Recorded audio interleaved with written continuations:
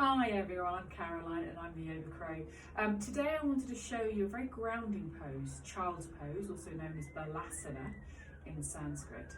It's something I use a lot of my children's and teens classes. It feels very grounding, very calming, and you're able to focus on the breath quite a lot.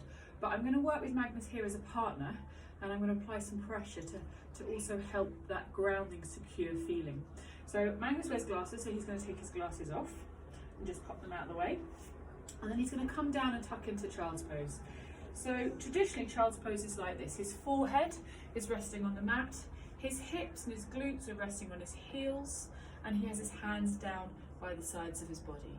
I'm going to ask him now just to stack his hands and pop them under his forehead.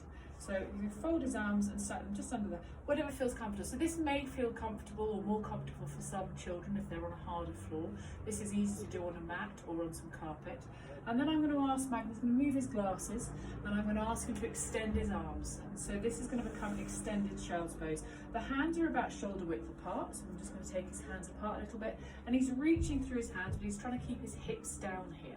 This is bringing some lovely length to the spine, and I'm going to encourage his shoulders away from his ears. So this can feel really grounding. And while your child is in child's pose, what I would do is encourage them to breathe and feel their breath in the lungs, the front of the lungs and the back of the lungs, because the belly's restricted here on the thighs. So actually it's quite hard to breathe into the belly. So the breath moves upwards, and this feels really nice. I'll get Magnus to bring his hands back down the sides of his body so we can do a very simple pressure here.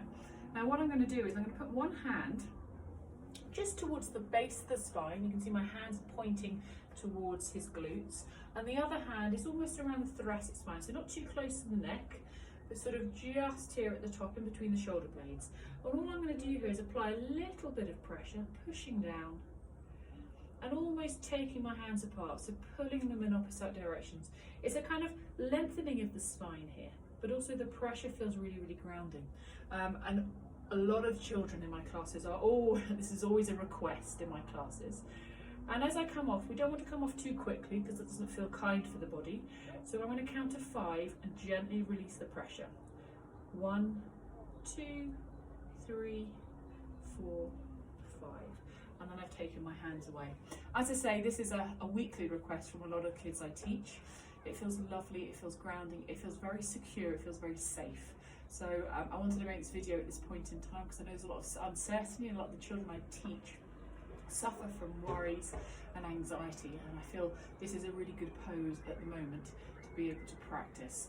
So that's child's pose, that's Balasana with partner. What I would also encourage you to do is to swap it round and get your son or daughter to do it for you, because it feels very nice as an adult as well.